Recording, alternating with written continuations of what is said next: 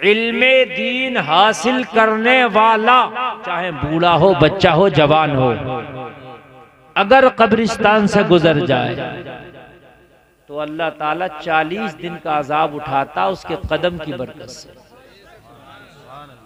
बड़ी बात है कि नहीं है? बोलिए, बड़ी बात है कि नहीं है? पूरा गांव गुजर जाइयो, 1 मिनट का अल्लाह अजाब नहीं उठाएगा। पूरा गांव गुजर जाओ, कितने को भी गुजार दो, मालदार को गुजार दो, गरीब को गुजार दो, पद वाले को गुजार दो, नेताजी को गुजार दो, एमपी को गुजारो, एमएलए को गुजारो, चीफ मिनिस्टर को गुजारो, पीएम को गुजारो, मालदार को गुजारो, ताजदार को, जमींदार को, अहले सरवत को, किसी को भी गुजारो, मगर कब्र वालों पे फर्क नहीं पड़ता। लेकिन यहीं अगर कोई इल्मे दीन हासिल करने वाला गुजर जाए तो 40 दिन तक अजाब उठा लिया जाता है। सुभान अल्लाह, सुभान अल्लाह, माशाअल्लाह, सुभान अल्लाह, सुभान अल्लाह। इल्मे दीन हासिल करना बड़ी बात है और इल्मे दीन हासिल करो। नौजवानों सुन लो आज मेरी बात, मरना सबको, कुछ पता नहीं कब मौत आ जाए और किसकी मौत किस जगह है और किस हाल में आए। बहुत से लोग शादियों में नाचते हैं, डांस पार्टी करते हैं, नाच गाना करते हैं, ऐसा होता है। हमने ये भी देखा है, कई क्लिपें मेरे सामने आई, नाचते नाचते मर गया, नाच रहा है मर गया। इसलिए कि मौत तो बरहक है, तुम्हारी सांसें अल्लाह ने लिखी हैं, तुम्हारे लुक़मे अल्लाह ने लिखे हैं, तुम्हारा टाइम अल्लाह ने लिखा। जब वो लुक़मे, वो सांसें, वो टाइम पूरा हो गया तो जिस हाल में होगे उसी हाल में मौत आना है। हो सकता नाच रहे हो तो नाचने में मौत आ जाए, शराब पी रहे हो तो शराब पीने में मौत आ जाए, जुआ खेल रहे हो तो जुआ खेलने में मौत आ जाए, सट्टा खेल रहे हो तो सट्टा खेलने में मौत आ जाए, झूठ बोल रहे हो तो झूठ बोलने में मौत आ जाए, चोरी कर रहे हो तो चोरी करने में मौत आ जाए, या फिर नमाज पढ़ लो तो नमाज पढ़ने में मौत आ जाए, कुरान पढ़ लो तो कुरान पढ़ने में मौत आ जाए, हज कर रहे हो तो हज करने में मौत आ जाए, जलसा सुन रहे हो तो जलसा सुनने में मौत आ जाए। जब तुम्हारे हिस्से का दाना पानी पूरा हो जाएगा, तुम्हारे हिस्से की सांसें पूरी हो जाएंगी, जिस हाल में हो के मौत वहां आएगी। बात समझ में आ रही है? मिसाल के तौर पर आपको 1 क्विंटल अनाज खाना था, आपने खा लिया अपनी जिंदगी में। अब जब आखिरी लुकमा आपका हो गया ना तो उसके बाद में मौत आना।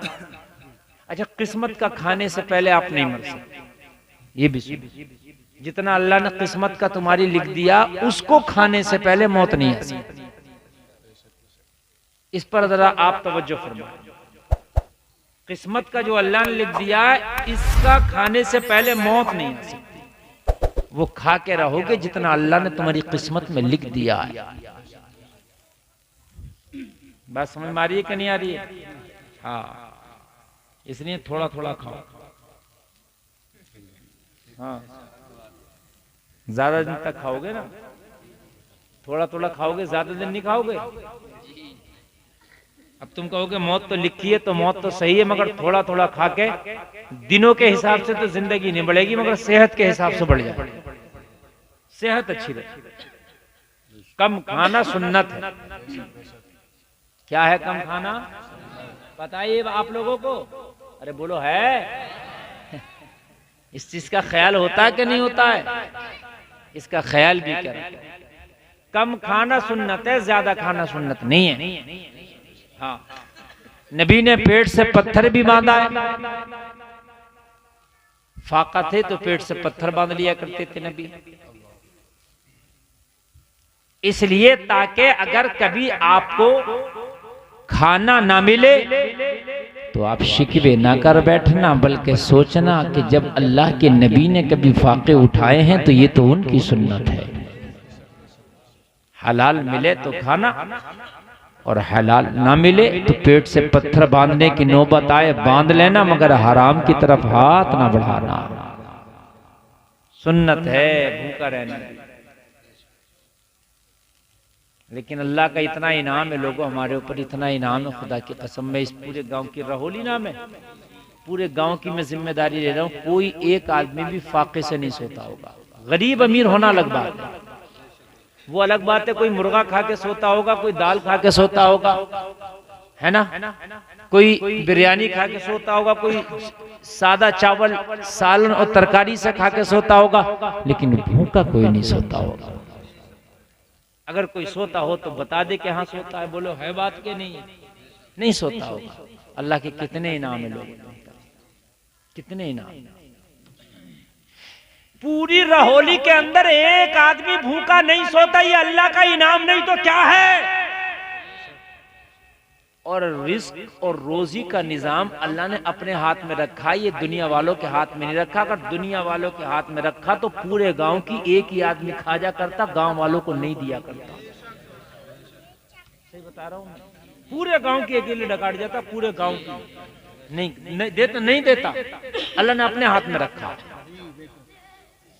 मेरे भाई समझना मेरी बात को, वो कितना करीम है, गफूरुर रहीम है, वो कितना करीम है, वो गफूरुर रहीम है। कितने मामलात उसने एक दूसरे के दरमियान रख दिए, हालांकि करता सब खुदा है मगर वो मामलात को रखता है।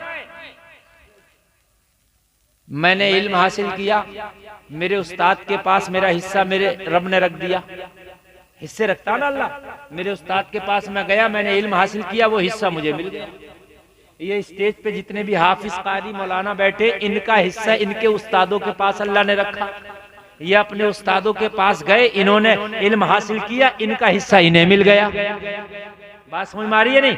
लेकिन रोजी अल्लाह ने अपने दस्ते कुदरत में रखी है। रहोली वालों वो कितना गफूरुर रहीम है। अगर किसी बंदे के हाथ में दे देता कि गांव वालों को बांटना है तो अकेले डकार जाता, किसी को ना बांटता, अकेले डकार जाता। हकीकत बता रहे मेरे भाइयों, लेकिन अल्लाह कितना गफूरुर रहीम।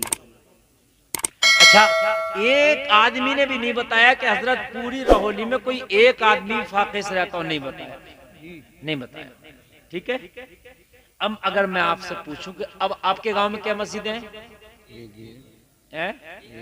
एक मस्जिद है। मैं पूछूं उसमें कितनी जमातें होती हैं, तो जवाब मिलेगा हजरत कभी कभी तो जमात के भी लाले पड़ जाते हैं, है ना। दो सफ मुश्किल से बन पाती है। क्यों? जब अल्लाह रिस्क सबको दे रहा, अल्लाह किसी को फाके से नहीं सुला रहा, तो क्या जिम्मेदारी नहीं थी हमारी कि उसके सजदे करते?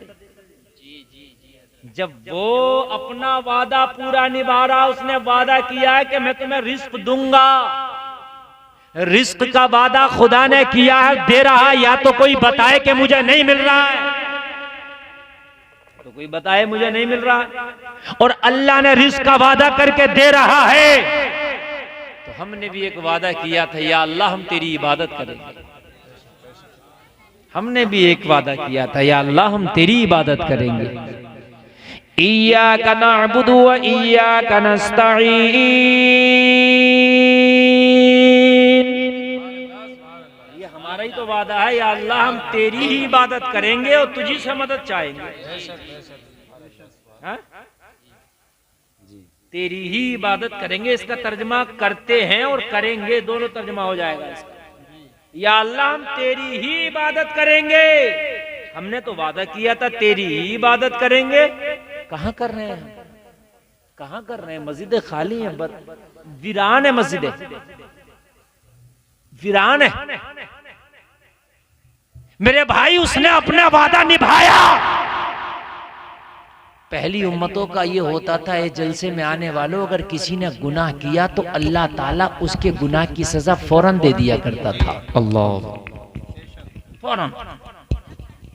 अगर किसी ने बदअमालियां की, अल्लाह की नाफरमानी की, तो अल्लाह ने अजाब भेज दिया। कौमे समूद देखो, कौमे लूत देखो, कौमे नूह देखो, ये निशानियां हैं, निशानियां हैं। कौमे लूत का तख्ता पलट दिया, तख्ता ही पलट दिया अल्लाह ने। कौमे नूह को तूफान भेज कर अल्लाह ने हलाक कर दिया। सारे लोग सुनना। अच्छा, कुछ लोग जो है ना तकरीर सुनने आते हैं मजे के लिए, कि कोई डायलॉग मिल जाए हमें तकरीर में। और तकरीर का मकसद डायलॉग नहीं है, तकरीर का मकसद इस्लाह है। और मैं तो कभी तकरीर में डायलॉगबाजी करता ही नहीं। तो तुम कहोगे हजरत फिर ये है कैसे? तो ये चैनल वालों की खता है। वो 30 सेकंड का निकाल करके उन्होंने कोई बात निकाली और निकाल करके उस पर खी लगाई और वो डाल दिया। वो उन्होंने ये किया, डाल दिया।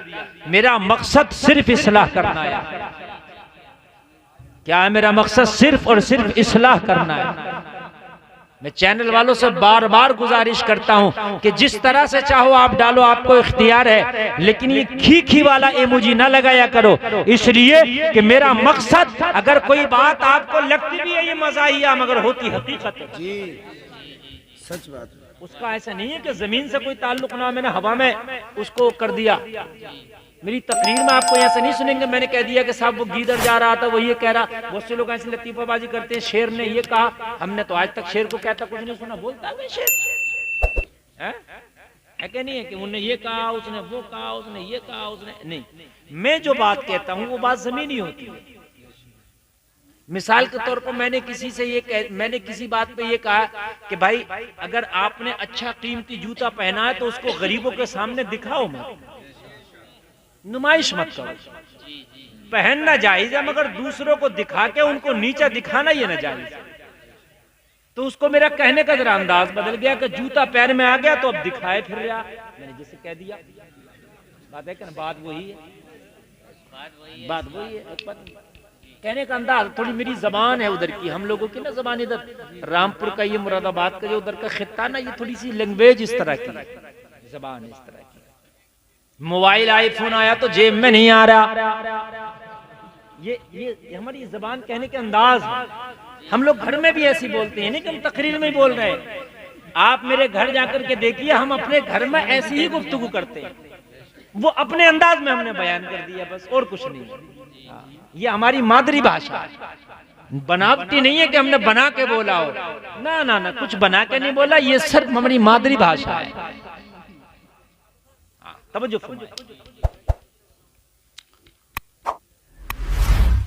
अल्लाह ने भाई बात नहीं देखो, बिल्कुल बात नहीं। मैं बड़ी कीमती बातें बता रहा हूं आपको, और असल में तकरीर अपना मसला ये जिगर गुर्दा चाहिए। पहले से सोच के नहीं बैठा कि ये मैंने बोलना है।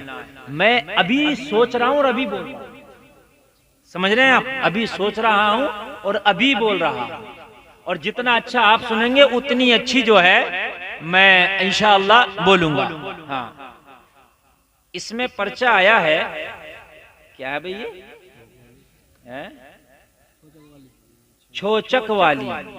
अच्छा, लिखना भी तो नहीं आया, छोचक वाली। हाँ, तकरीर करने। अच्छा भाई, मसला छोचक का नहीं है बेटा, अभी शादी का चल रहा है, इसके बाद बुलाना फिर छोचक का आएगा। पहले शादी होगी, बाद में तो छोचक आएगा। हम जो बोल रहे हैं हमें बोलने दीजिए, फिर हम भूल जाएंगे, जहन से निकल जाएगा, ठीक है? तो फिर आपका नुकसान हो जाएगा।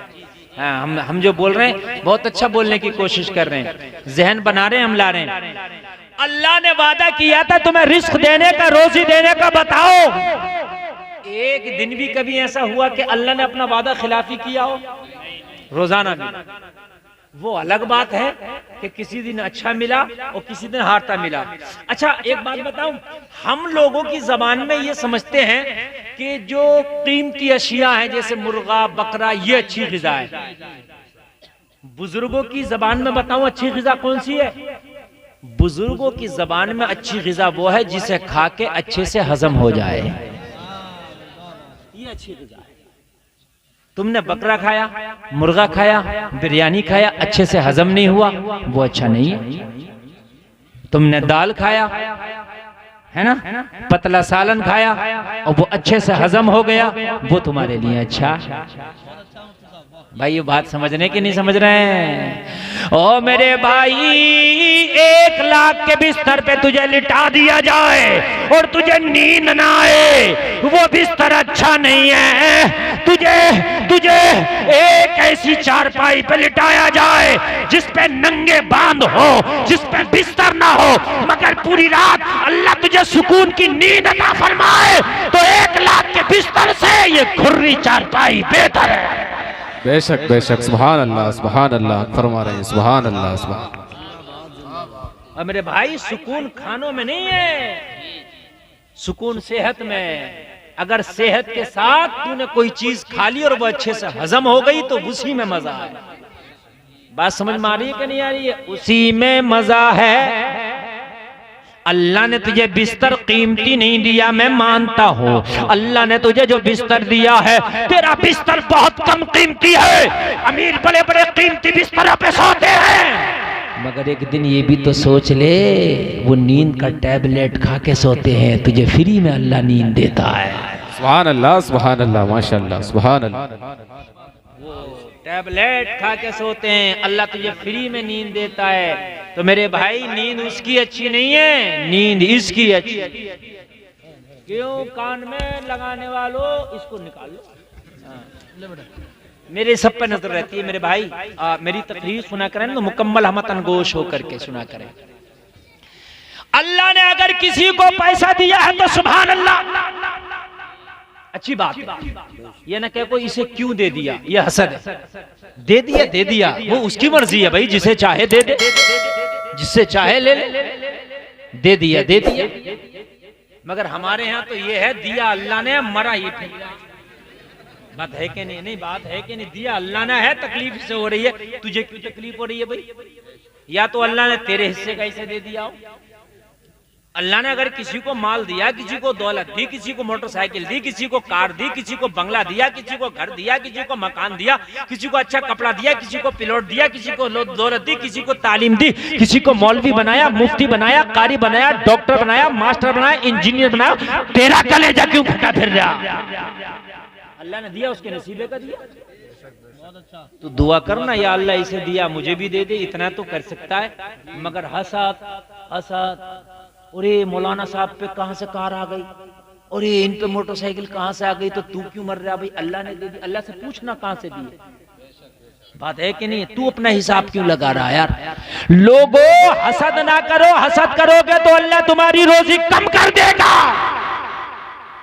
रश करो, अगर अल्लाह ने किसी को दिया है तो उस पर रश। वाह मौला तेरी क्या कुदरत है, तूने इसे नवाज दिया, क्या तू मुझे नहीं नवाज सकता? अल्लाह चाहेगा तो तुझे भी नवाज देगा। मगर उल्टा है मामला, उल्टा मामला, उल्टा कह रहा है कि मेरी दुकान चले या ना चले इससे मतलब नहीं है, पड़ोसी की बहुत चल रही है, उसकी रुके, कोई ऐसा तावीज बना के डालो। अरे भाई तुझे उससे क्या मतलब है, तू अपनी को देख। हसद करेगा तो तेरी रोजी में कमी होगी, रश करेगा तो अल्लाह तेरी रोजी को बढ़ा देगा। सुभान अल्लाह माशाअल्लाह सुभान अल्लाह। वलइन शकरतुम लअज़ीदन्नकुम, अल्लाह फरमाता है कि लोगों अल्लाह का शुक्र अदा करो, अल्लाह तुम्हारी रोजी को बढ़ा देगा। क्या कर देगा? क्या कर देगा? बढ़ा देगा। अल्लाह तुम्हारी रोजियों को बढ़ा देगा। और अगर कोई तकलीफ हुआ करे ना नौजवानों, तो उस तकलीफ का शिकवा ना किया करो। अल्लाह ने ही तकलीफ दी है, क्या पता उस तकलीफ में भी कुछ भलाई हो। क्या पता उस तकलीफ में भी, जोर से बोलो, भलाई। एक औरत ने अल्लाह वाले से मुलाकात की। अल्लाह वालों की तो शान ये होती है, अगर वो दुआ कर दें तो बेड़ा पार ही कर देते। मुलाकात की, अल्लाह वाला राजी हो गया। ये खातून बोली, ए अल्लाह वाले मेरे लिए दुआ कर दे। इस अल्लाह वाले ने फरमाया, बता तेरे लिए क्या दुआ करूं, बता तेरे लिए क्या दुआ करूं, जोर से बोलो। अरे कोई अल्लाह का वली आपको मिल सकता है, मिलके क्या बता तेरे लिए क्या दुआ करूं, जो कहेगा वो मैं कर दूंगा। तो ऐसा मौका आपको भी आ सकता है, तो सोच के रखो क्या दुआ कराना। इसलिए मेरी बात सुनो, क्या दुआ करना। औरतों को तो एक मर्ज है, आप जानते हो, फैशन का, खूबसूरती का। बस मेरा कपड़ा अच्छा लगे, मेरा चेहरा अच्छा लगे, ये मर्ज है बहुत बड़ा। सही बता रहा हूं। अगर चेहरे पे कोई हल्का सा दाग आ गया तो 10-10 हजार की दवा कर ले एक दाग की। हाँ डॉक्टर दे रहा 1500 रुपए हफ्ते की दवा लेके आ रही है कि वो दाग चला जाए। चेहरे का दाग जाए या ना जाए, मगर दिल साफ होना चाहिए। दिल के दाग को धुल लो। तुम्हारे चेहरे कितने भी साफ है, दिलों में दाग लेके घूम रही हो, दिल गंदा लेके घूम रही हो, तो कब्र में ये चेहरा सा काम नहीं आएगा, तेरा दिल काम आएगा। सुभान अल्लाह, सुभान अल्लाह। नारे तकबीर, नारे रिसालत, मसलके आला हज़रत, जिंदाबाद जिंदाबाद। सुभान अल्लाह, सुभान अल्लाह। दिल हमारे गंदे, दिल काले कलूटे हुए पड़े, चेहरों पे हम फेस पाउडर, चेहरों पे क्रीम, चेहरों पे थोपे जा रहे हैं। कितना भी थोप लो, कब्र में चेहरे की रंगत काम नहीं आएगी, तेरे दिल की तकवा काम आएगा। है कि नहीं है? दिल भी तो साफ करो, है ना। बहुत होड़ लगी हुई है। अगर कोई हकीम आके बैठ जाए, सबसे ज्यादा हकीम, सबसे ज्यादा डॉक्टर पे भीड़ लगी है। कोई चेहरे वाला अगर है तो सबसे ज्यादा लगी हुई है, चाहे पुलिये किसी बात की भी दे दे। हाँ, वो चेहरा चमक। सही बता रहा हूं मैं। हमारे रामपुर में एक जुमेरात के दिन आता, नंबर नहीं आता, नंबर ऐसा लगता है फ्री में दवा बांट रहा हूं। पर्चा अलग बनाता, दवा अलग देता है। चेहरे वाले डॉक्टर आए, चेहरे वाले डॉक्टर। और मैं तुम्हें बताऊं, तुम नमाज़ें पढ़ना शुरू कर दो, खुदा की कसम किसी डॉक्टर की जरूरत ही ना पड़ेगी। तेरा चेहरा वैसे ही चमकने लगेगा। अल्लाह चमका देगा तेरे चेहरे, अल्लाह मुनव्वर कर देगा, अल्लाह रोशन कर देगा। और ऐसा चमकाएगा, ऐसा चमकाएगा अल्लाह तेरे चेहरे को कि कब्र की मिट्टी भी तेरे चेहरे को धुंधला ना कर सके। दिल में हसद, दिल में बुराई, दिल में कीना लेकर के बैठे हो, चेहरे पे क्रीम पाउडर लगा रहे हो, मेरे भाइयों किसी काम का नहीं है, किसी भी काम का। तो अल्लाह वाला बोला इस खातून से, बता तेरे लिए दुआ क्या करूं। तेरे लिए शादीशुदा थी, बेटा भी था, बेटा भी था, शादीशुदा थी, मगर वही होड़ है ज्यादातर, बस खूबसूरत रहूं। क्या रहूं? 50 साल की भी मेकअप वही कर रही है आज जो 18 साल की लड़की कर रही है। हंसने की नहीं बात, रोने की है। हाँ, ये रोने की बात है। सही बता रहा हूं मैं। हाँ मेरे भाई, मैंने अपने बचपन में देखा था, हमारे बचपन के अंदर मैंने खुद देखा भी। कितने दिन हुए मेरे बचपन को, 20 साल पहले की बात बता रहा हूं मैं। बुजुर्ग जो खवातीन घर की होती थी, कोई पुराना कपड़ा हुआ हम पहन लेंगे, घर में बासी खाना बच गया हम खा लेंगे। सही बता रहा हूं, हम खा लेंगे। अगर पोती पोता ना तुम ताजा खाओ, हम खा लेंगे। पुराना कपड़ा हम पहन लेंगे, बिस्तर कोई पुराना हो गया हम बिछा लेंगे। लेकिन अब तो लड़कियों से ज्यादा मेकअप इन्हें चाहिए। हंसने के नहीं, समझने की बात है। अगर माँ है तुम्हारी, बीवी है तुम्हारी, तो हिसाब तुमसे भी होना मेरे भाइयों। अच्छा एक बात बताऊं, हर चीज कायदे की अच्छी लगती है, हैं? मैं टाई कोट पैंट पहन लूं अच्छा लगूंगा? बताइए आप मुझे। मैं 10,000 की पैंट पहन लूं, मैं 50,000 का कोट पहन लूं, मैं अच्छा लगूंगा? मैं नहीं लगूंगा। अच्छा, हर चीज जेब देती है उसके हिसाब से। जो 50 साल की बूढ़ी पहने घूम रही है ना, 18 साल के लिए भी जायज नहीं था इतना चुस्त लिबास और इतना बारीक लिबास।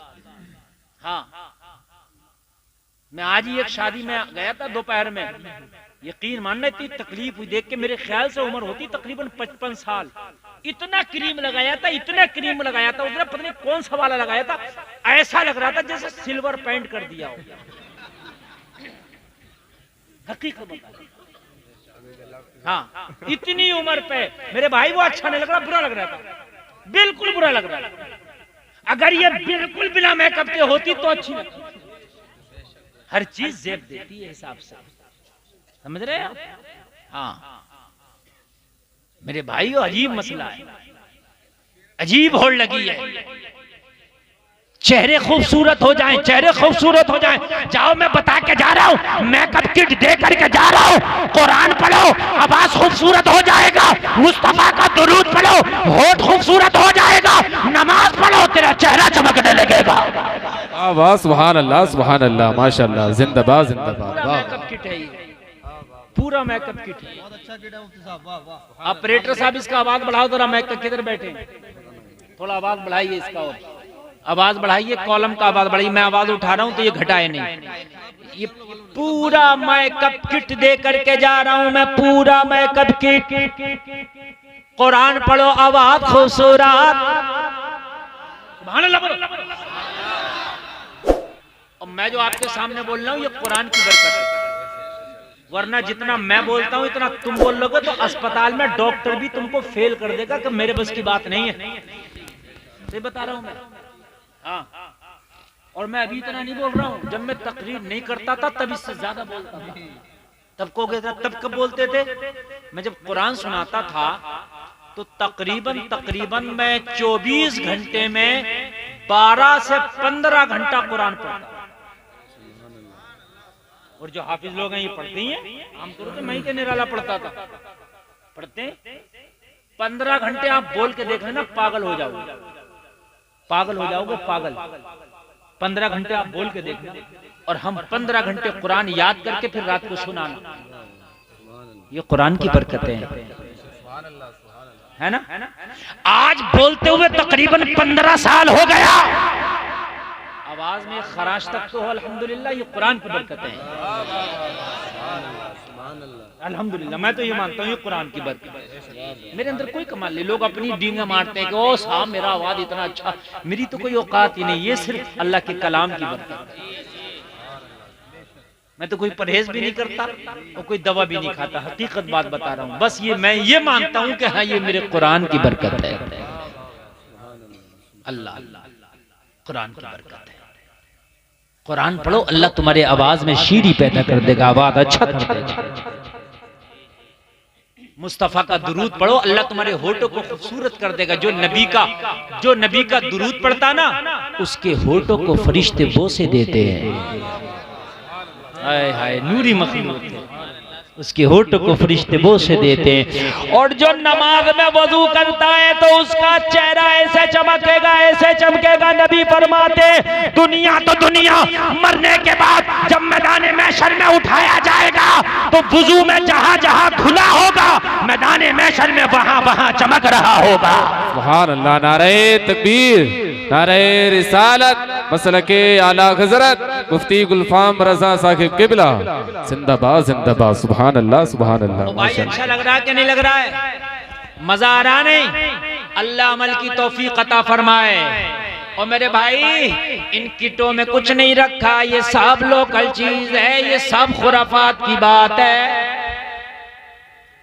अच्छा एक बात बताओ मुझे, दवा, टैबलेट, मशीनरी, डॉक्टरी पहले ज्यादा थी अब ज्यादा है? उम्र पहले लोगों की ज्यादा थी अब ज्यादा है? अब ज्यादा होना चाहिए ना, दवा तो अब ज्यादा है ना। हर चीज की चेकअप है ना, पेट का चेकअप, खून का चेकअप, पेशाब का चेकअप, बलगम का चेकअप है ना, कोई फोड़ा फुंसी हो जाए उसका चेकअप, हर टैबलेट, नुस्खा, कोर्सेज, मशीनें, अल्ट्रासाउंड, एक्सरे मशीन सब आ गई नहीं, तो इंसान की उम्र बढ़ना चाहिए नहीं, कम हो रही है। पता ये चला ये दवाएं जितना फायदा नहीं दे रही उतना नुकसान दे रही हैं। हकीकत बता रहा हूँ मेरे भाई, उतना फायदा नहीं दे रही जितना। मैंने भी डॉक्टरी पढ़ी है थोड़ी सी और फाजिले तिब भी किया है। ये जितना भी चेहरा चमकाने की क्रीम है इन्हें लगाओ तो चेहरा बुरा तो होता, अच्छा नहीं होता। सही बता रहा हूँ मैं, बुरा तो होता है, अच्छा ना नहीं होता। अच्छा चेहरा बस कैसा होगा? नमाज पढ़ने, जोर से बोल, सुभान अल्लाह बोल दो। देखो मेरे भाइयों, तुम मिट्टी से पैदा हो, कैसे? मिट्टी से। और मिट्टी में जितना केमिकल लगाओगे ये मिट्टी इतनी खराब होगी, इतनी कमजोर होगी, मजबूत नहीं रहेगी। जितना केमिकल लगाओगे, मिट्टी से आप पैदा हैं। आज तरह तरह की जो बीमारियां हैं, कुछ बीमारियां तो ऐसी हैं जो हमने खुद मोल ले ली है। बता दूं आपको, ये जो टैटू बनवाते हैं ना टैटू, इससे डॉक्टर कह रहा कैंसर होने के चांसेस, कैंसर होता है इन टैटू। सही बता रहे हैं। ये जो सेविंग कराते हैं, सेविंग, डॉक्टर का कहना है ये जो झाग उड़ते हैं ना बहुत ज्यादा सेविंग कराते हुए, ये बालों का जो अंदर जड़ें होती हैं इनके रास्ते से इसका कुछ मामला अंदर तक जाता है, इससे कैंसर के चांसेस। ये जो हम कोलगेट करते हैं ना, ब्रश करते हैं कोलगेट, इससे कैंसर होता है। हम दांत साफ करते हैं, डॉक्टर कहता है कैंसर होता है। हमने कहा फिर कैसे करें दांत साफ? मिसवाक करो, 70 बीमारियां दूर हो जाती हैं। सुभान अल्लाह, माशाअल्लाह, सुभान अल्लाह। 70 वो बीमारियां दूर होती हैं मिसवाक करने से कि जिनका इलाज डॉक्टरों के पास नहीं है। लेकिन तुम्हें तो कोलगेट चाहिए, अंग्रेज जो बता गया है। लोगों, तुम्हारा आइडियल अमेरिका का, लंदन का अंग्रेज नहीं है, मदीने वाला मुस्तफा है। सुभान अल्लाह, माशाअल्लाह, सुभान। मदीने वाले मुस्तफा है हमारे आइडियल। आज के बाद छोड़ दो, ये पैसे भी बचेंगे। 50 रुपए का बरस ला रहा हो, फिर पेस्ट अलग से ला रहो, बबूल की लकड़ी, नीम की लकड़ी, आप मिसवाक करो। खुदा की कसम 100 शहीदों का सवाब मिलेगा जब जब मिसवाक करोगे। अगर नबी की कोई सुन्नत को जिंदा करे, नबी फरमाते हैं मेरी सुन्नत को कोई जिंदा करे उसे 100 शहीदों का सवाब दिया जाए। 70 बीमारियां दूर हो रही हैं, 100 शहीदों का सवाब। लो एक बीमारी मैं बता दूं जो आजकल ज्यादा पाई जा रही है, बाल झड़ने की बीमारी ज्यादा पाई जा रही है। पाई जा रही है नहीं, मिसवाक करना शुरू कर दो, इंशाअल्लाह झड़ेंगे नहीं, और झड़ गए होंगे तो वापस आ जाएंगे। सुभान अल्लाह, झड़ेंगे। हाँ, ये मैंने बहुत बड़ी बात बता दी भाइयों आपको। बाल झड़ने की जो बीमारी है, मिसवाक करना शुरू कर दो इंशाअल्लाह, इंशाअल्लाह। खूबसूरती का राज मैंने आपको बता दिया। मिट्टी से हैं आप, मिट्टी को अपने से जितना करीब रखोगे इतना फायदे में रहोगे, मिट्टी से जितना दूर होगे इतना नुकसान में रहोगे। ये कह रहे हैं हजरत आप ये कैसी बात कर रहे हो? ये भी सुन लीजिए नौजवानों, सुनो। आजकल जो झगड़े ज्यादा हो रहे हैं, रफड़े ज्यादा हो रहे हैं, गुस्से ज्यादा हो रहे हैं, वजह यह है कि तुमने मिट्टी को अपने से दूर कर दिया। हाँ, बड़ी काम की कांटे की बात, अहले मिंबर भी खास सुने, अहले मिंबर भी सुने। पूरी दुनिया के अंदर आज भी, हमारे इस खित्ते को छोड़ दो, ये तो 4 जिलों को छोड़ दो, आज भी लोग जमीन पे सोते हैं। आप महाराष्ट्र चले जाओ, ऐसे ही चटाई बिछा के सोते नहीं सोते हैं, या बिस्तर बिछा के, जो भी। गुजरात चले जाओ आप, हैदराबाद चले जाओ आप, ज्यादातर आप देख लेना कमरे में ऐसे बिछा लेंगे और बिछा के सो जाएंगे। सही बता रहा हूं मैं। और फिर अहले अरब तो ऐसे ही सोते हैं, और सहाबा तो सोते ही थे मिट्टी पर। फायदा था तुम्हारा, तुम मिट्टी से दूर क्या हुए, परेशानी आ गई, परेशानी आ गई। मिट्टी से जितना करीब रहोगे उतना ही गुस्सा कम आएगा, और जितना गुस्सा कम आएगा उतना ही झगड़ा कम होगा। हुक्म है, देखो ये उलमा बैठे, इनसे पूछो क्या हुक्म है। अगर गुस्सा आए खड़े हो तो बैठ जाए। भाई क्यों बैठ जाए? बैठने से गुस्सा कम क्यों होगा? इसलिए कि खड़े होने से करीब बैठ के मिट्टी से हो जाओगे। खड़ा आदमी इतना करीब नहीं है मिट्टी से जितना बैठा हुआ है। बड़े बात है कि नहीं है? और हुक्म है कि अगर बैठे हो तो लेट जाओ। क्या हुक्म है? बैठे हो तो जोर से बोलो। गुस्सा आए बैठे हो तो। ये हिकमत कभी सोची आपने? या अल्लाह, ये लेटने की हिकमत क्यों है? लेटने से गुस्से का क्या ताल्लुक है? ताल्लुक है, आग लग जाए तो 2 चीजों से बुझाई जाती है। गुस्सा भी आग है, गुस्सा भी एक क्या है? आग है। गुस्सा भी, जब इंसान को गुस्सा आता, चेहरा लाल होता कि नहीं होता? तमतमाता के नहीं? आंखें लाल होती है कि नहीं? ये आग है इसके अंदर की। ये कैसे बुझेगी? तो आग 2 तरह से बुझती है, तो मिट्टी से या पानी से। कैसे? आप रेलवे स्टेशन पे जाना, बस अड्डे पे जाना, लाल कलर की बाल्टी होगी, रेता भरा हुआ होगा, क्या नहीं है? हमने कहा ये किस लिए का? आग लग जाए तो बुझाने के लिए। तो अगर गुस्सा आए खड़े हो तो बैठ जाओ, हो तो लेट जाओ। क्यों? इसलिए कि मिट्टी से ज्यादा करीब हो जाओगे। अच्छा, रहोली के लोगों, आज तक तुमने नहीं सुना होगा कि लेटे लेटे लठ चल गया। ए अफजल भाई, इसको बंद करो मोबाइल को। सुना आपने लेटे लेटे लठ चल गया है? लेटे लेटे लठ चल ही नहीं सकता। चला के देख लीजिए, चलेगा ही नहीं। और लठ तो बैठे बैठे भी नहीं चलेगा, खड़े होकर चलेगा। हाँ, बात है कि नहीं? तो भाई इतना फर्क है कि जब लेटा रहेगा तो आवाज हल्की रहेगी, बैठ जाएगा तो और तेज हो जाएगी, खड़ा हो गया तो और तेज हो जाएगी। बात है कि नहीं? तो ये कब होता है? ये जब गुस्सा बढ़ता है। तो इसलिए मिट्टी से करीब रहो। और हुक्म है कि अगर लेट के भी गुस्सा ठंडा ना हो तो मुंह धुल लो। क्या कर लो? मुंह पे छपका मुंह धुल लो। और मुंह धुलने के बजाय वजू ही कर लो। सुभान अल्लाह। तो गुस्सा ठंडा हो जाएगा।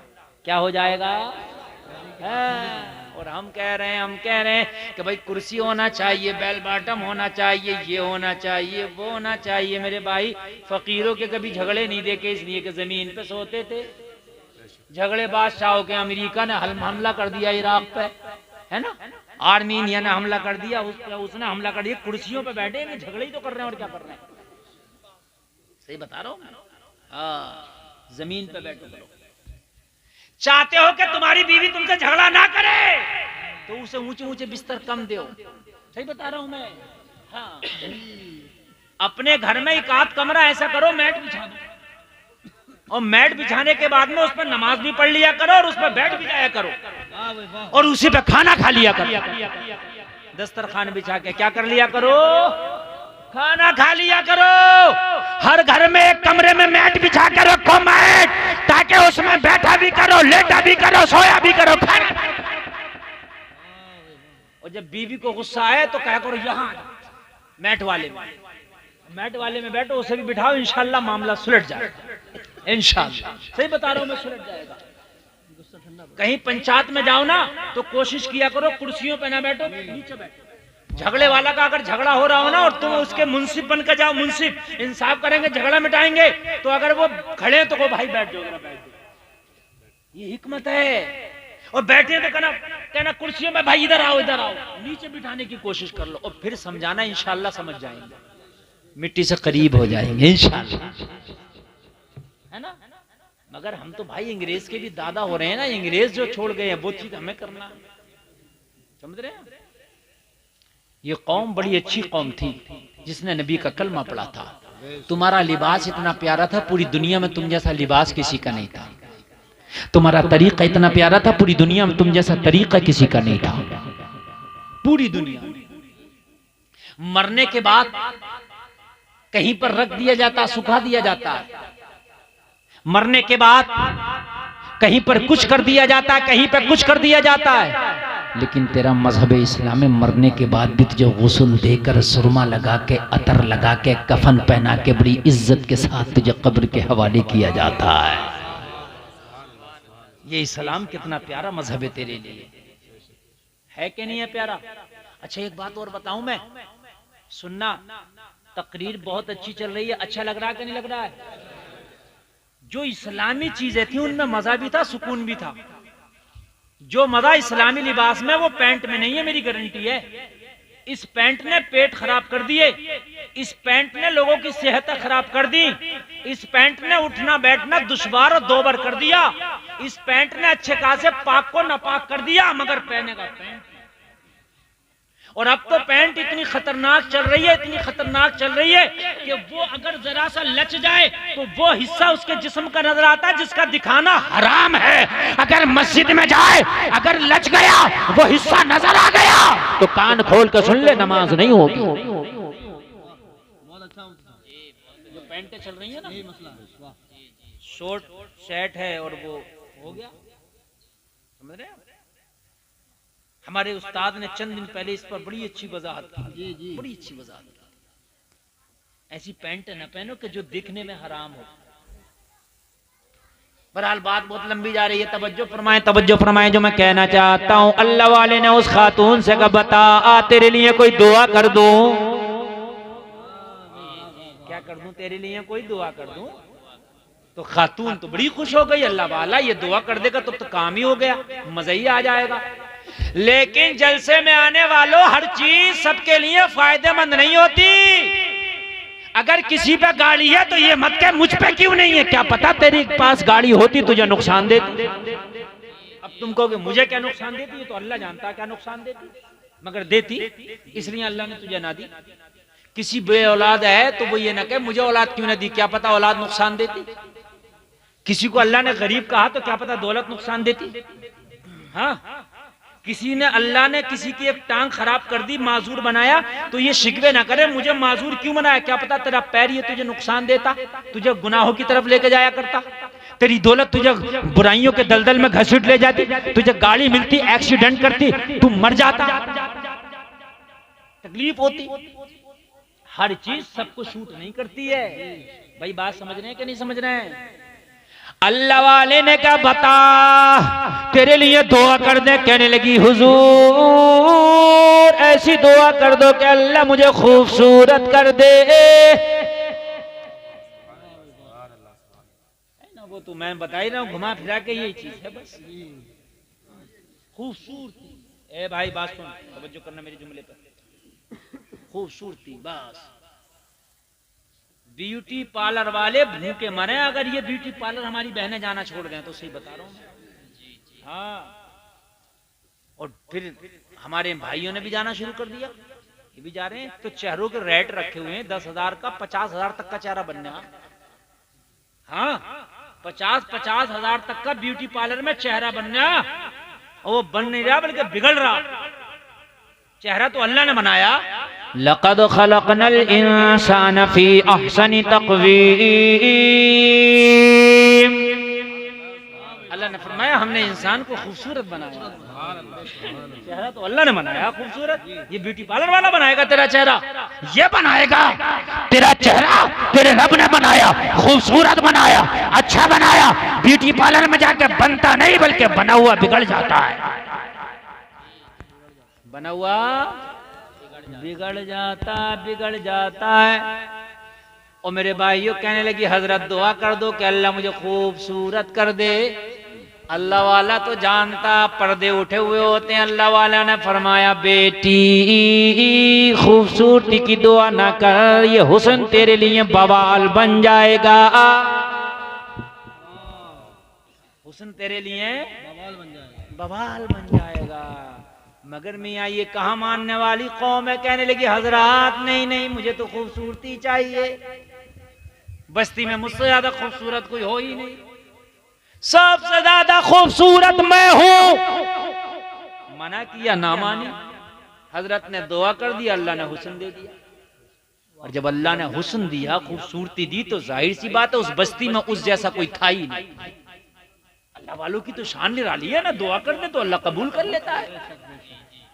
अल्लाह वाले दुआ कर दे तो मुर्दा जिंदा हो जाए, अल्लाह वाले दुआ कर दे तो पहाड़ हिलने लगे, अल्लाह वाले इशारा कर दे जमीन से पानी निकलने लगे, अल्लाह वाला इशारा कर दे तो अना सागर कासे में आ जाए। तो आया कि नहीं आया? अल्लाह वाला इशारा कर दे ऊंट बैठे तो उठ ना पाए। बोलो हुआ कि नहीं हुआ? अल्लाह वाला इशारा कर दे तो जोगी जयपाल को आसमान से जमीन पे गिरा दे। अल्लाह वालों में बड़ी पावर होती है, बड़ी ताकत होती है। इसलिए अल्लाह ने कहा कि इन्हें ना रंज है ना कोई खौफ है। अल्लाह के वली को ना कोई रंज ना कोई खौफ, और इनसे कभी टकराने की कोशिश भी ना की। हुस्न मांगा, दुआ की, इसे अल्लाह ने हुस्न वाली कर दिया। पूरी बस्ती में इसके हुस्न जमाल के चर्चे, पूरी बस्ती में इसकी खूबसूरती के चर्चे, बड़ी खूबसूरत। ये भनक शहजादे को लगते, जो बादशाह का बेटा, बादशाहों का दो, और बादशाहों की तो आदत हुआ करती थी कि भाई जो खूबसूरत होगी उसको मलिका बनाएंगे, रोकेगा कौन उन्हें? बताए कि नहीं, हम मलिका बनाएंगे। बस शहजादा उसकी तलाश में आ गया, तलाश में आ गया। शहजादे ने आके देखा वाकई खूबसूरत है। क्या है? वाकई खूबसूरत है, वाकई खूबसूरत है, बहुत खूबसूरत है। बस शहजादे ने कहा हम तुमसे शादी करेंगे।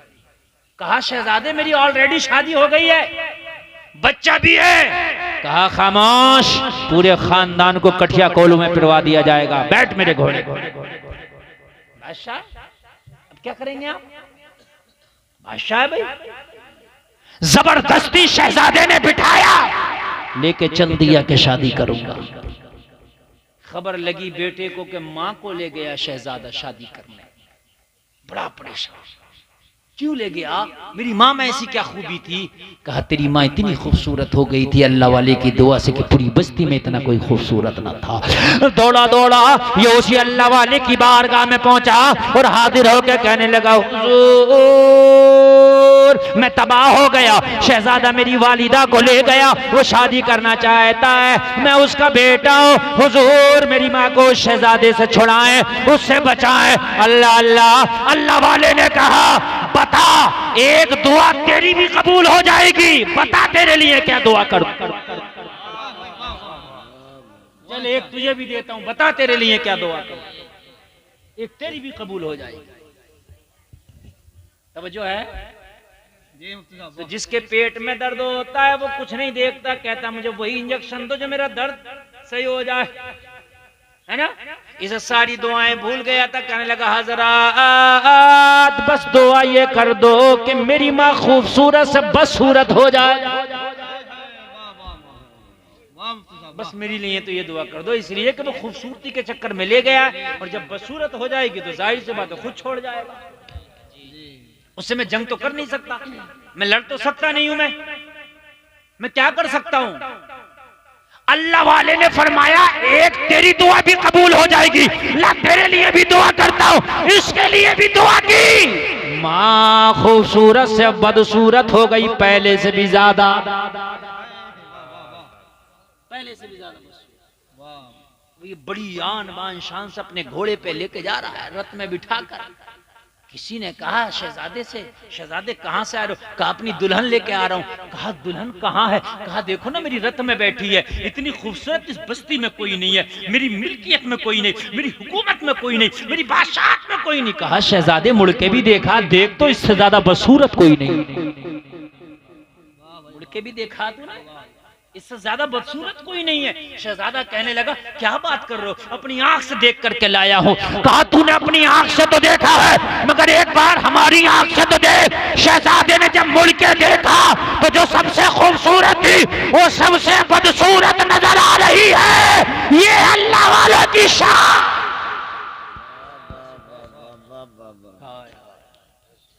शहजादा अपने किए पे पछता रहा था और जमाना उस पे हंस रहा था। शहजादा खामोश था, करे तो क्या करे? शहजादे ने नौकर को हुक्म दिया, कहने लगा जल्दी से बग्गी वापस कर, इसे वहीं छोड़ के आ जहां से मैं लाया था। नौकर बोला, खादिम बोला हुजूर आप छोड़ आए ना। कहा कहां बवाल मेरे सर पड़ गई, छोड़ के ना आए यार इसको। समझ रहे आप? ला बड़ी खुशी खुशी में रहा था, लेकिन जब देखा ना तो देखने के बाद सोचने लगा यार किस बला को ले आया। खादिम गुलाम वापस लेके गया, वहीं छोड़ा तो बदसूरत है। अब जो शौहर था उसने देखा तो उसकी बीवी की सूरत तो उससे भी ज्यादा बिगड़ गई थी जैसी उसकी असली हालत थी।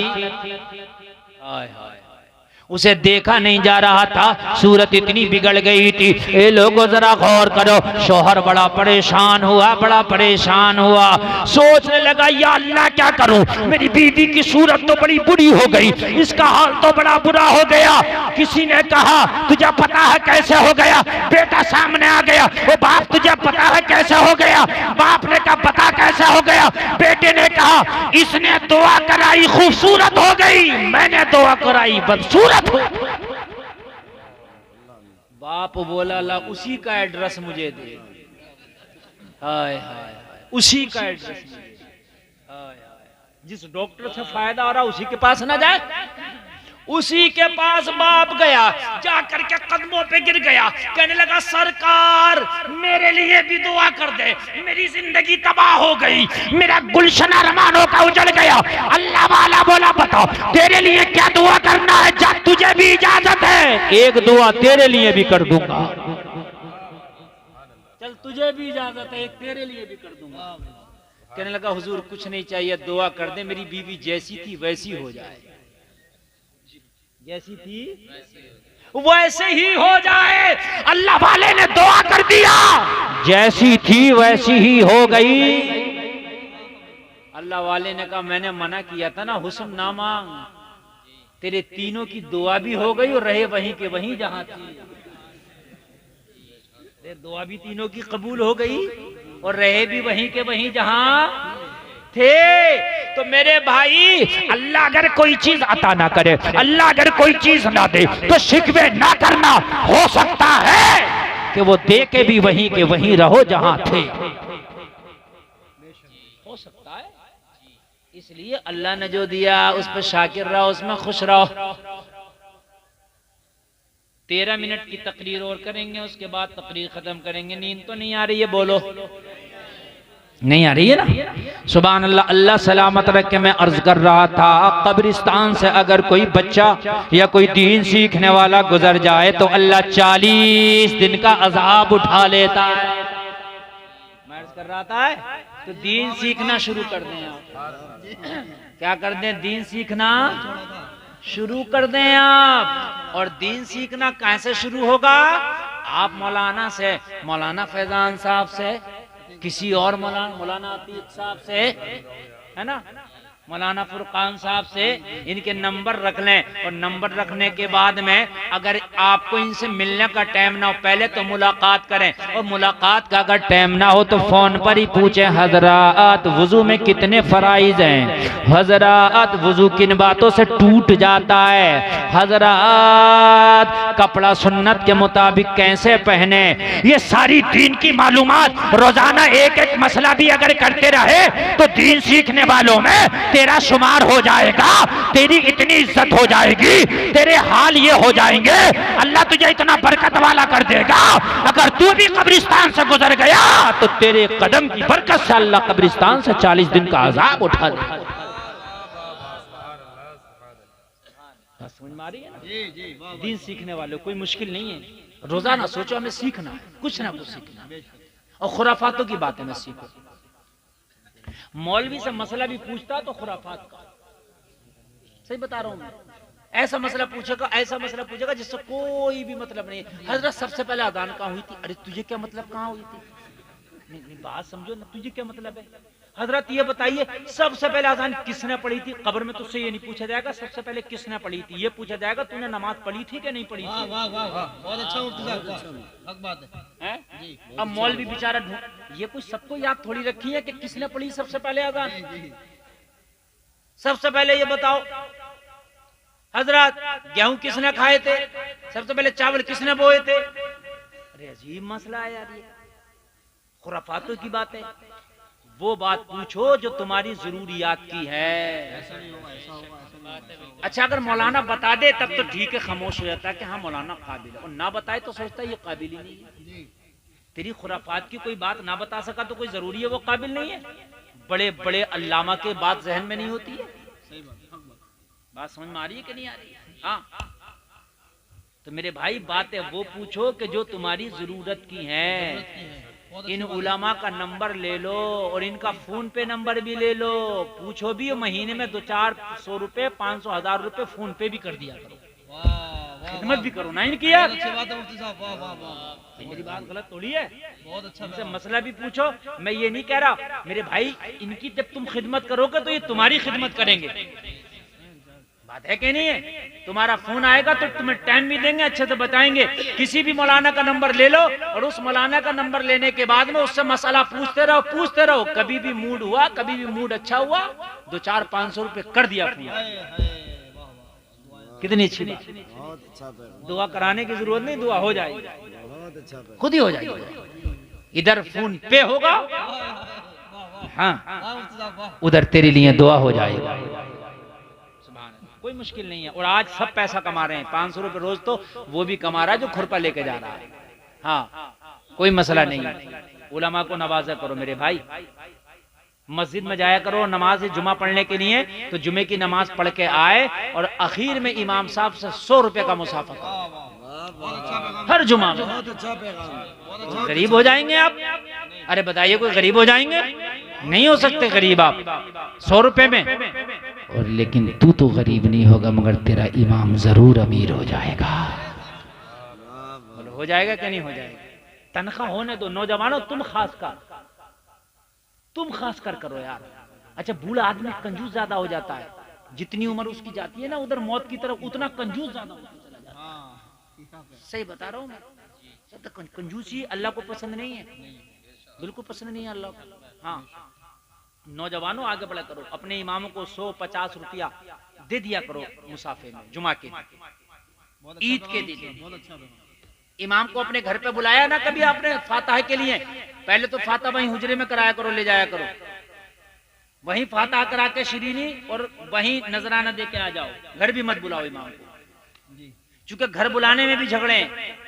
उसके घर क्यों चले गए, मेरे घर क्यों नहीं आए, ये भी झगड़े हैं, समझ रहे हैं आप। और इमाम घर घर घूमेगा तो बेचारा कहां तक घूमेगा।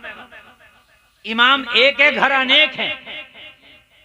बात समझ में आई कि नहीं आई? हाँ। मदरसा तुम्हारा माशाअल्लाह तुम्हारे गांव में बन रहा है। मदरसे में ये नहीं कि इतना ही बड़ा पड़ेगा। अगर आपको ईशा के बाद टाइम है तो ईशा के बाद भी चले जाया करो, नमाज वगैरह कुरान वगैरह याद करो। बहुत अच्छा मुफ्ती साहब। मगर बना लो इस काबिल मदरसा। मैंने सुना भी छत नहीं पड़ी है, सही सुना कि गलत सुना है? बताइए, मदरसे में और छत नहीं पड़ी है। तुम्हारे घरों की छत आरसीसी का लिंटर पड़ा हुआ है, तुम्हारी छतें इतनी अच्छी हैं, रसूल का घर बिना छत का। अफसोस की बात है, तुम लोग अगर आ जाओ ना अपनी पे तो 1 हफ्ता ना लगेगा मदरसे में छत डाल दोगे। यहाँ शादियों में 1-1 लाख डीजे बज रहा है, और 1-1 लाख का शादी में डीजा बज रहा है, मुहर्रम में भी डीजा बज रहा है। मेरे भाई इमाम हुसैन खुश नहीं होंगे, गिरबान पकड़ लेंगे कयामत के दिन कि ये बता कि डीजा जो तूने बजाया था मुहर्रम में किस लिए बजाया था? मैंने यजीद से जो दुश्मनी की थी, यजीद से मुखालफत थी, बजाने के ऊपर नाच गाने के ऊपर तो दुश्मनी।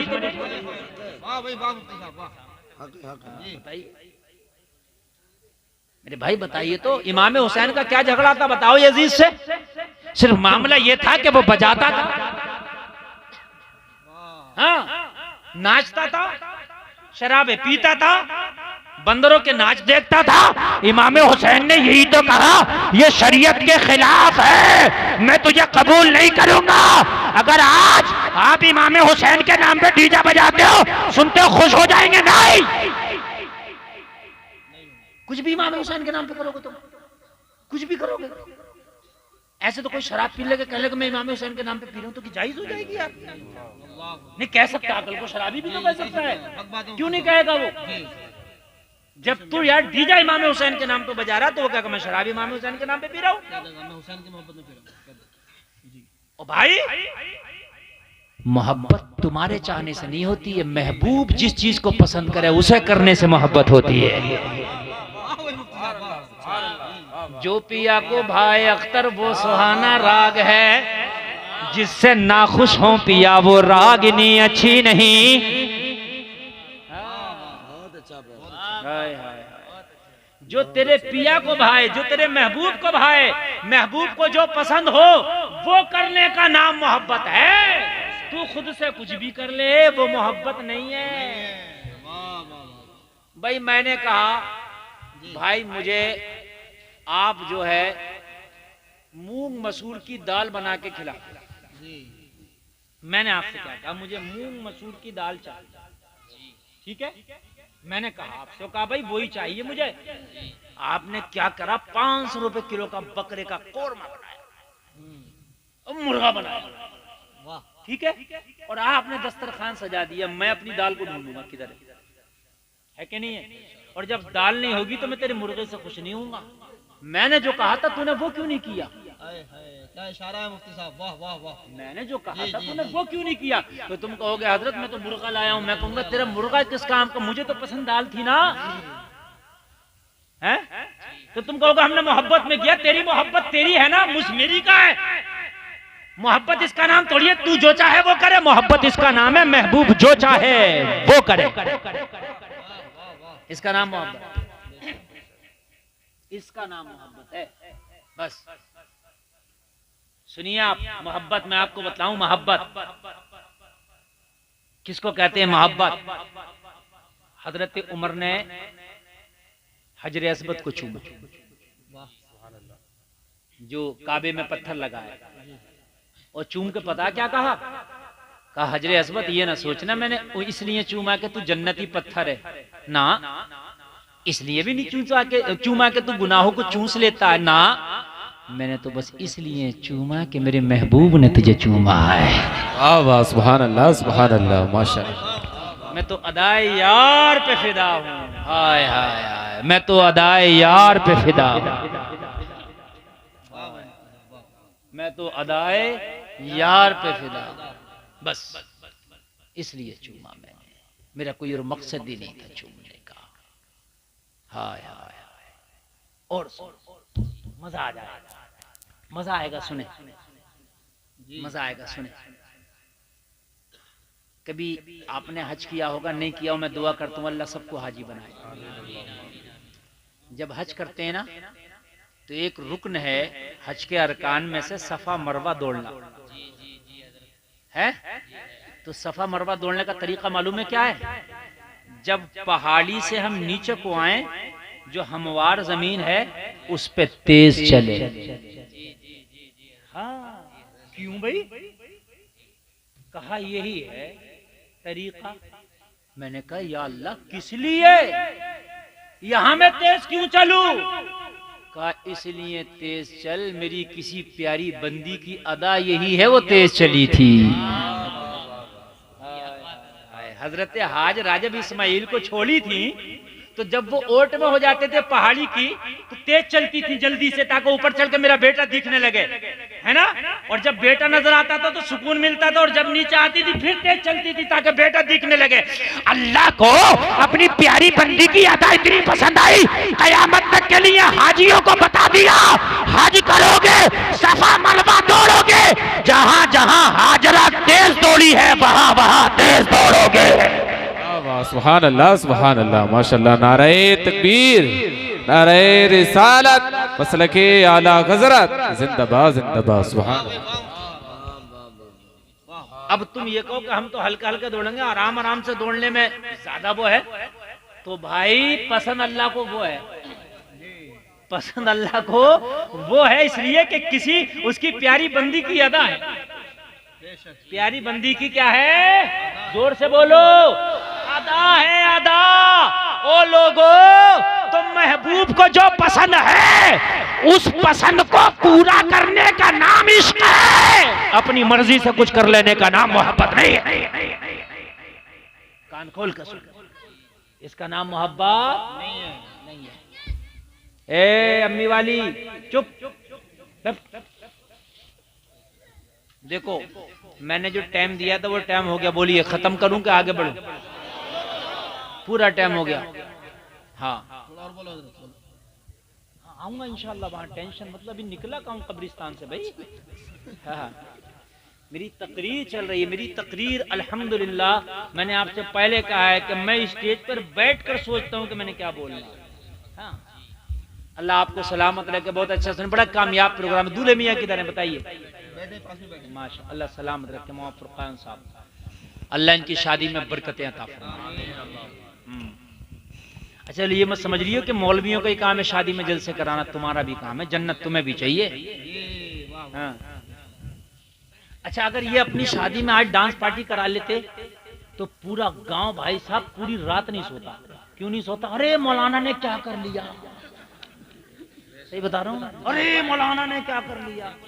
तो भाई ये मौलाना भी तो तेरी तरह मुसलमान ही है, इन पे कोई काम ज्यादा हो तो मुझे बता जाता, तू मुसलमान वैसे मैं मुसलमान, जैसे तुझे जन्नत चाहिए वैसे इन्हें जन्नत चाहिए। तूने डांस पार्टी कर ली तो कोई बात नहीं, इन्होंने कर ली तो बड़ा मसला है, बड़ा मामला। हाँ तवज्जो फरमाएं। मैं क्या कह रहा था अभी बताइए, भी क्या कर रहा था? भूल गए क्या चल रहा था अभी? अरे इससे पहले अरे भूल गए, हज की बात चल रही थी ना, अदाओं की बात चल रही थी, महबूब की अदाओं की बात चल रही थी। हाँ महबूब की। मेरे भाइयों अपनी शादी का डीजा छोड़ दो, और डीजा छोड़ने के बाद में अच्छा अगर पूरे गांव के लोग डीजा छोड़ दे तो मदरसा तो 3 मंजिल बन जाएगा। जब एक डीजा 1-1 लाख का है तो फिर 1-2 डीजा ही बनवा देगा लिंटर, बताइए।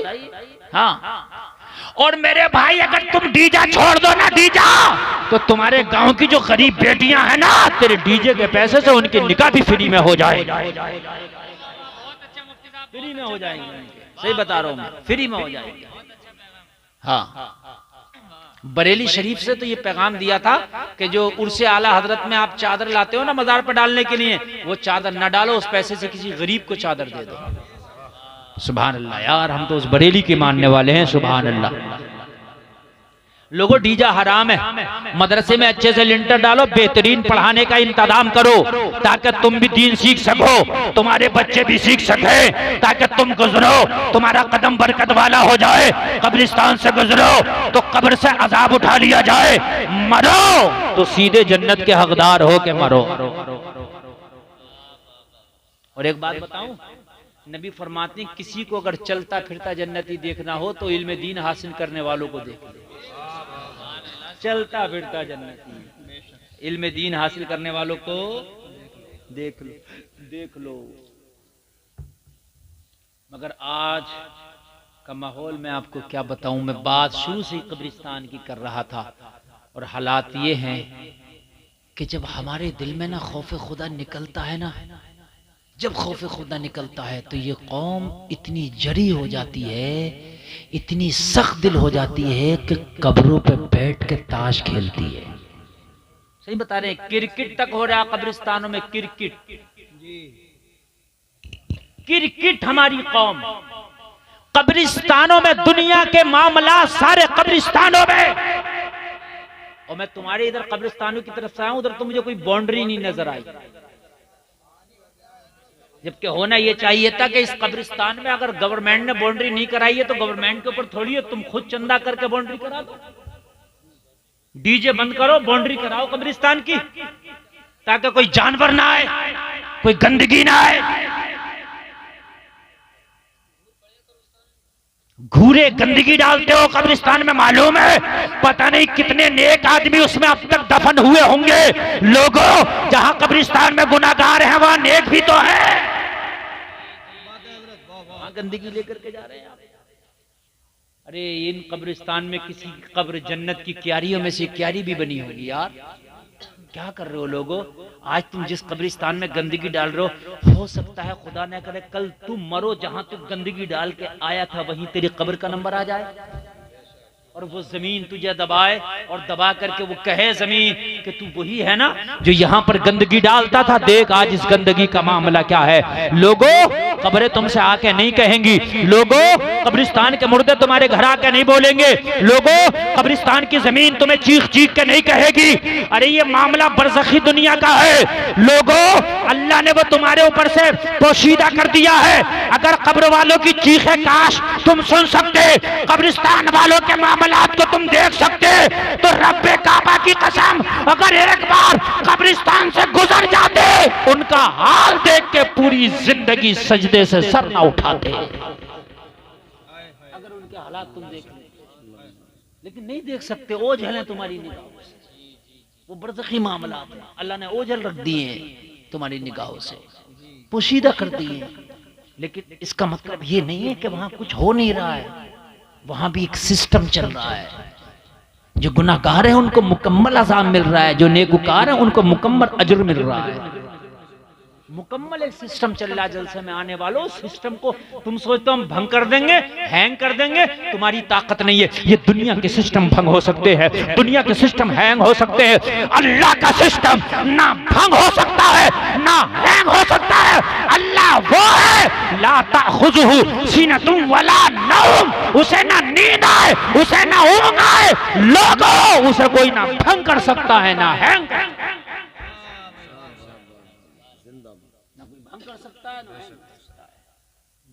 और भंग उसको किया जाता है, हैंग उसको किया जाता है जिस सिस्टम को किसी ने बनाया हो। ना अल्लाह को किसी ने बनाया, ना अल्लाह के सिस्टम को किसी ने बनाया। सुभान अल्लाह बोलो यार। जितने भी अल्लाह के सिस्टम, अच्छा जामा मस्जिद के इमाम साहब माशाल्लाह मदरसे के लिंटर के लिए दे रहे हैं 500 रुपया, 500 रुपए दे रहे हैं, अगर कोई और देना चाहे तो दे सकता है, मेरी तकरीर के दौरान ही आके दे सकता है। मदरसे का मामला है, मैं उसको कबूल करूंगा और उसका नाम भी ले दूंगा। अल्लाह बरकत फरमाए। 500 नहीं, 1000 रुपए